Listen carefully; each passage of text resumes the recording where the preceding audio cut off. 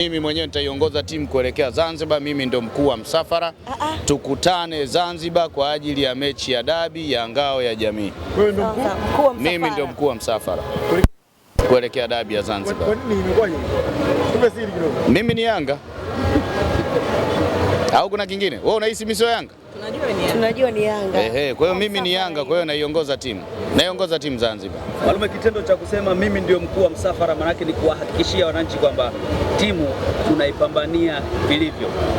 Ya viongozi wote tuliochaguliwa kwenye klabu hii kubwa kabisa Tanzania na ukanda huu wa Afrika Mashariki na Kati, kazi yetu kubwa ni kuipambania timu. Kwa hiyo hilo sio tatizo, lisikutie hofu kijana wangu kwamba mimi kuwa mkuu wa msafara kule Zanzibar. Nikuhakikishie tu mimi naiongoza timu kama ilivyo utamaduni, taratibu za klabu yetu.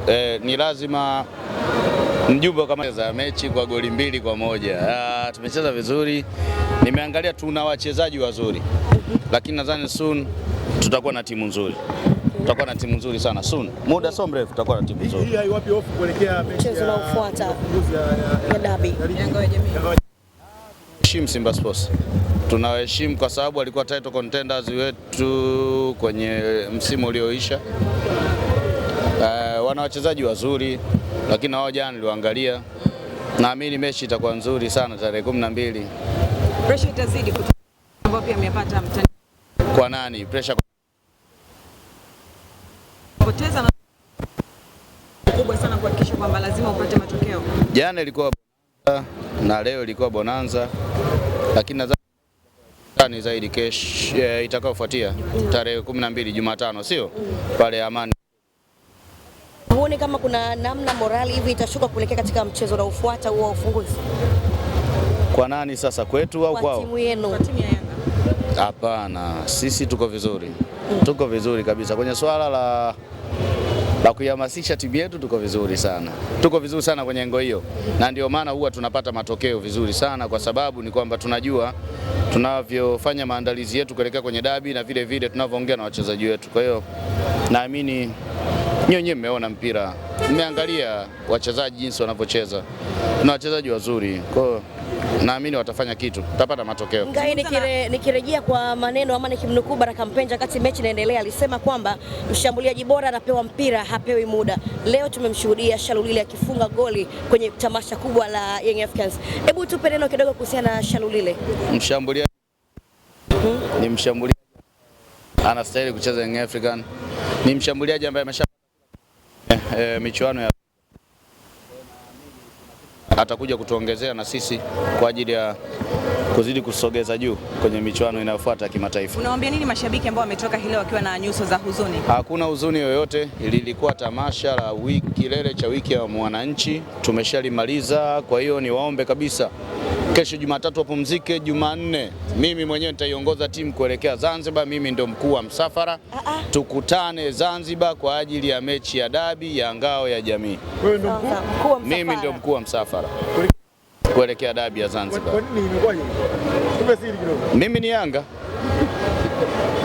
Au kuna kingine? Wewe unahisi mimi sio Yanga? Tunajua ni Yanga. Kwa hiyo mimi ni Yanga, kwa hiyo naiongoza timu Zanzibar. Malume, kitendo cha kusema mimi ndio mkuu wa msafara maana yake ni kuwahakikishia wananchi kwamba timu tunaipambania vilivyo. Ya viongozi wote tuliochaguliwa kwenye klabu hii kubwa kabisa Tanzania na ukanda huu wa Afrika Mashariki na Kati, kazi yetu kubwa ni kuipambania timu. Kwa hiyo hilo sio tatizo, lisikutie hofu kijana wangu kwamba mimi kuwa mkuu wa msafara kule Zanzibar. Nikuhakikishie tu mimi naiongoza timu kama ilivyo utamaduni, taratibu za klabu yetu. Ni lazima mjumbe wa kamati ya utendaji mmoja wapo lazima iongoze timu kwenye mechi kubwa. Sawa, kwenye mechi ya nje. Hii ni mechi ya nje kwa sababu hatuchezi Dar es Salaam. Kwa hiyo mimi niombe wananchi tukutane Zanzibar. Tapata matokeo, wasio na wasiwasi. Pengine labda unaweza ukatubia siri kwa maana mazungumzo ya mwisho na Ali Kamwe alisema kwamba mchezaji namba 6 ataingia hilo akiwa na uzi mweusi. Lakini mpaka tamasha limeisha hatujamshuhudia mchezaji huyo. Mimi nadhani wanayanga dirisha halijafungwa, lakini kuna surprise itakuja kutokea kabla dirisha halijafungwa. Tafsiri yake usajili bado haujaisha. Naamini kuna tukio litatokea kabla dirisha halijafungwa na litakuwa tukio kubwa. Ni baada ya dabi au kabla ya dabi? Naamini kabla dirisha halijafungwa kuna tukio litatokea na litakuwa tukio kubwa. Sijajua, nchi haiwezi kusimama. Nchi haiwezi kusimama kwa sababu nchi ina mambo mengi. Serikali inafanya vitu vyake, wananchi wana biashara zao.